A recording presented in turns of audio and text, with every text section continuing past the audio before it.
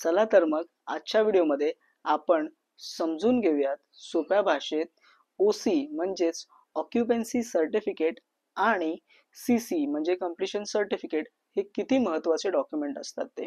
हे दोन्ही डॉक्युमेंट आपल्याला आपली लोकल अथॉरिटी इश्यू करते। त्याचबरोबर हे दोन्ही डॉक्युमेंट असणं अत्यंत महत्त्वाचं असतं। आपण जेव्हा प्रॉपर्टी रिसेलमध्ये विकत घ्यायला जातो तेव्हा आपण बघतो की सर्टन फ्लॅट्स ची प्राइजेस कमी असतात। त्याचं कारण त्यांच्या बिल्डिंगकडे ओसी नसते। आता आपण समजून घेऊयात अशा पद्धतीचे फ्लॅट्स आपण विकत घेतले पाहिजे का, किंवा आपण एखाद्या बिल्डरकडे फ्लॅट बुक केलेला असतो आणि बिल्डर घाईघाईमध्ये आपल्याला तो फ्लॅट ओसी न येता पोझिशन देतो, तर अशा पद्धतीचं पोझिशन आपण स्वीकारलं पाहिजे का। ओसी आणि सीसी मिळवण्याची संपूर्ण जबाबदारी ही बिल्डरची असते।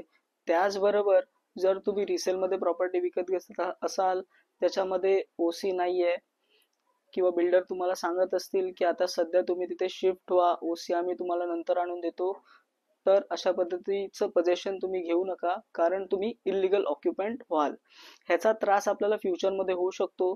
लोकल अथॉरिटीला संपूर्ण पॉवर आहे की ते तुम्हाला वेकेट करू शकतात, म्हणजेच इविक्ट करू शकतात, बाहेर काढू शकतात।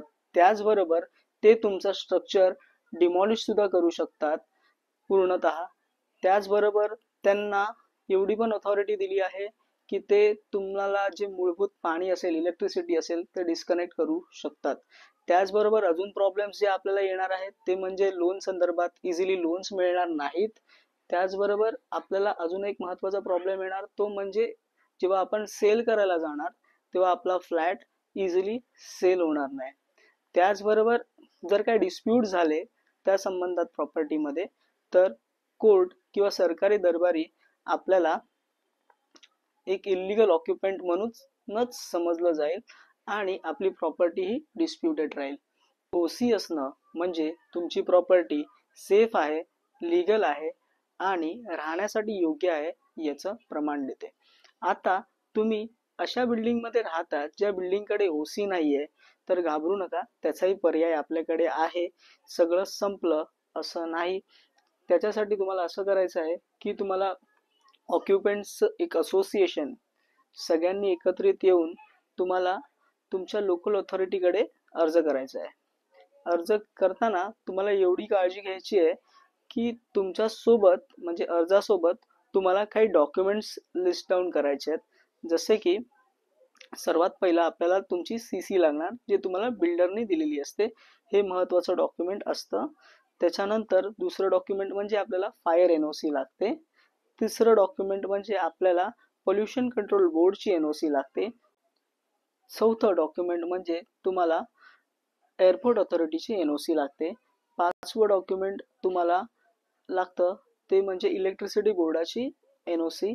सहावं डॉक्युमेंट तुम्हाला लागतं ते म्हणजे लीज टॅक्स असेल, लीज अग्रीमेंटचा टॅक्स असेल, किंवा तुम्ही एनी टॅक्स असेल किंवा टॅक्स असेल, अशा सगळे टॅक्सेस जे लोकल अथॉरिटीकडे आपण पे करतो त्या सगळ्यांचे पावत्या लागतात। आणि सातवं डॉक्युमेंट आपल्याला लागतं ते म्हणजे आपलं जिकडचं स्ट्रक्चरचं ड्रॉइंग फायनल असलेलं ते लागतं। त्याबरोबर हे सगळे डॉक्युमेंट तुम्ही सबमिट केल्यानंतर लोकल अथॉरिटीची लोक स्वतः आपल्याकडे इन्स्पेक्शनला फिजिकली येतात। इन्स्पेक्शनला आल्यानंतर ते इन्स्पेक्शन शीट वरती रिमार्क देतात। रिमार्क मध्ये ते क्लिअरली मेन्शन करतात की आपल्याला अप्रूव्ड प्लॅन नुसार जे स्ट्रक्चर बांधलं गेलं आहे का, किंवा काही ॲडिशनल स्ट्रक्चर बांधले गेले आहेत का। जर ॲडिशनल स्ट्रक्चर बांधले गेले असतील तर ते अप्रूव्ड करत नाहीत, आणि जर प्रॉपर स्ट्रक्चर असेल तर ते अप्रूव्ड करतात। आणि अशा पद्धतीने आपल्याला ते त्यांच्या रिमार्कनुसार आपल्याला ओसी देतात। असेच जर तुम्हाला कायद्या संबंधातलं ज्ञान वाढवायचं असेल आणि माहिती आवडत असेल तर आपल्या चॅनलला नक्की सबस्क्राईब करा आणि हा व्हिडिओ लाईक करा। धन्यवाद।